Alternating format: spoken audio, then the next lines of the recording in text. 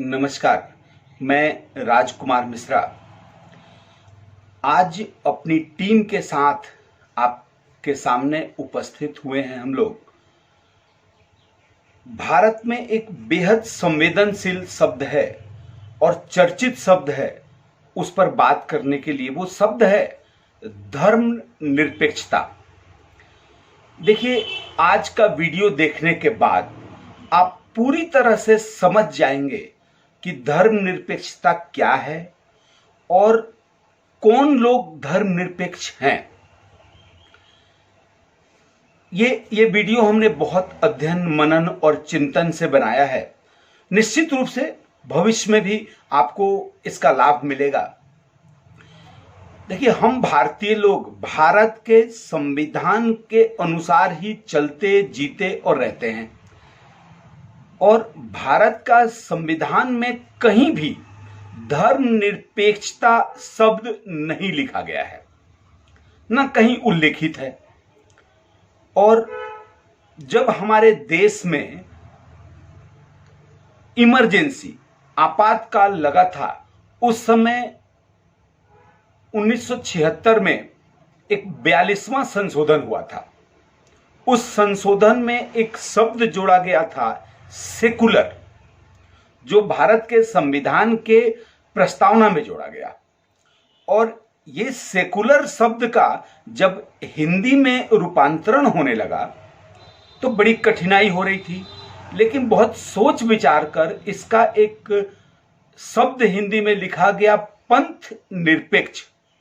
मतलब होता है कि भारत के संविधान में धर्मनिरपेक्ष नहीं है, पंथ निरपेक्ष है। और भारत का संविधान पंथ निरपेक्ष को बढ़ावा देता है, ना कि धर्मनिरपेक्षता को। देखिए, धर्मनिरपेक्ष कोई व्यक्ति हो ही नहीं सकता, कोई राज्य, कोई देश, कोई भी चीज, कोई भी संगठन धर्मनिरपेक्ष हो ही नहीं सकता, है ही नहीं। भारत भी धर्मनिरपेक्ष देश नहीं है। इस वीडियो में मैं आपको स्पष्ट रूप से समझाता हूं ये बात। देखिए, जो सो कॉल्ड विद्वान लोग हैं, स्वतः से घोषित विद्वान और ज्ञानी लोग, ये लोग सेकुलर शब्द का अर्थ धर्मनिरपेक्षता निकालते हैं, कहते हैं। लेकिन सेकुलर शब्द का असल में अर्थ पंथ निरपेक्ष होता है। अब ये दोनों शब्द में अंतर क्या है, इसको हम लोग समझते हैं। धर्मनिरपेक्ष और पंथ निरपेक्ष। पंथ निरपेक्ष, पंथ क्या होता है? पंथ का मतलब चार शब्दों का जो पालन करता है वो पंथ है। जैसे पहला शब्द है कि उस पंथ का एक प्रवर्तक होगा, एक आरंभ करने वाला होगा। जैसे इस्लाम धर्म में मोहम्मद पैगंबर हैं, ईसाई धर्म में ईसा मसीह जी हैं। लेकिन आप जिसको सनातन धर्म कहते हैं, सनातन धर्म में एक भी ऐसा व्यक्ति, एक भी ऐसा नहीं मिलेगा आपको कोई जो कहा जाए कि उसने सनातन धर्म का आरंभ किया। दूसरा शब्द है, एक उस पंथ का एक पुस्तक होगा। जैसे इस्लाम धर्म में कुरान है, ऐसे ही ईसाई धर्म में बाइबल है। परंतु सनातन धर्म में कोई भी एक स्थायी पुस्तक नहीं है जिसको पवित्र पुस्तक कहें।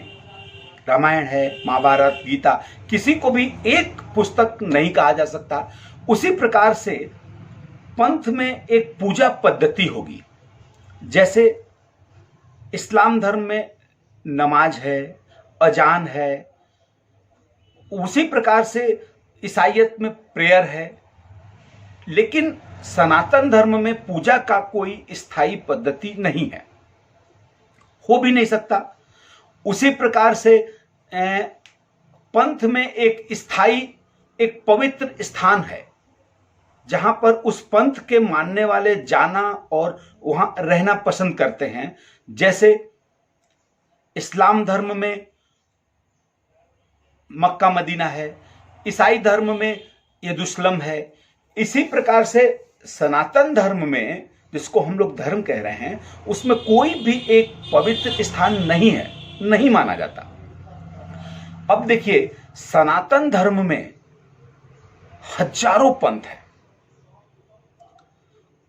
अनगिनत पंथ है। अब ऐसे पंथ से आप निरपेक्ष रह सकते हैं। एक व्यक्ति यह कह सकता है कि मैं जितना मेरे मन में इस्लाम धर्म के प्रति, इस्लाम पंथ के प्रति श्रद्धा है, उतना ही मेरे मन में ईसाई पंथ के प्रति श्रद्धा है। उसको कहते हैं कि यह पंथ निरपेक्ष है। लेकिन इसको आप धर्म से जोड़िए तो धर्म की परिभाषा स्पष्ट रूप से मिलता है मनुस्मृति के 6वें अध्याय के 91, 92 और 93वें श्लोक में। इस तीनों श्लोक को के लिखे हुए पीडीएफ रूप में मैं इस वीडियो के साथ अपलोड कर रहा हूं, आप उसको पढ़ समझ सकते हैं। इसमें 10 बिंदुओं का उल्लेख किया गया है। ये 10 बिंदु क्या है? धैर्य, पेशेंस, क्षमा, दम मतलब आत्मनियंत्रण, खुद पर नियंत्रण, अस्तेय मतलब चोरी ना करना, सुचिता मन, वचन और कर्म से सद्भावना पूर्वक शुद्धता, उसके अलावा इंद्रियों का निग्रह, बुद्धि, विद्या, सत्य, अक्रोध, ये सब कुछ मनुष्य के शाश्वत मूल्य हैं, शाश्वत गुण हैं। इसमें कहीं ये बात नहीं है कि इस्लाम धर्म को मानने वाले, इस्लाम पंथ को मानने वाले या ईसाई पंथ को मानने वाले लोग के पास बुद्धि, सत्य, अस्तेय और धैर्य, क्षमा, ये सब की जरूरत नहीं है। इन सबको भी उतनी ही जरूरत है जितना कि एक सनातन धर्म को मानने वाले के। जैसे इस बात को और स्पष्ट रूप से समझते हैं, जैसे सूर्य, क्या सूर्य की रोशनी सनातन धर्म वालों को ज्यादा मिलती है? क्या ईसाईयत या इस्लाम पंथ को मानने वालों को नहीं मिलती? क्या योग, अगर एक सनातनी करेगा तो क्या उसको योग का अधिक लाभ मिलेगा? क्या एक पाकिस्तान में रहने वाला या ब्रिटेन में या अमेरिका में या रूस में या जर्मनी में या फ्रांस में कहीं रहने वाला व्यक्ति क्या योग करेगा तो उसको उस योग का लाभ नहीं मिलेगा? जैसे ये सनातन है, जैसे ये स्थायी है, सबके लिए बराबर है, ऐसे ही सारे पंथ के प्रति समभाव रखने वाला पंथ निरपेक्ष ही कहलाता है। अब धर्म की बात करते हैं। जो 10 बिंदुओं का मैंने उल्लेख किया, क्या इससे कोई निरपेक्ष रह सकता है? क्या इससे दूरी कोई भी राज्य, देश या कोई व्यक्ति बनाकर रह सकती है? नहीं रह सकती। इसलिए ये जो जिनको हम पंथ कह रहे हैं, ये धर्म नहीं है। धर्म सनातन धर्म है। और हिंदू धर्म जो लोग कहते हैं, ये एक्चुअली हिंदू कोई धर्म है ही नहीं।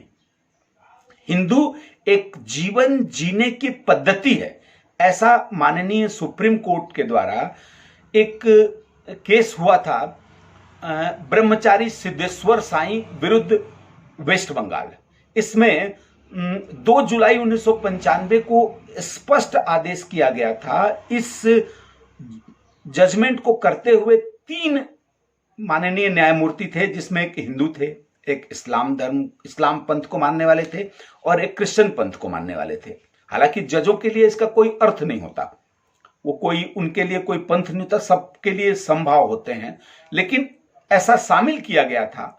उसके बाद निकल के आया कि हिंदुत्व एक जीवन जीने की पद्धति है।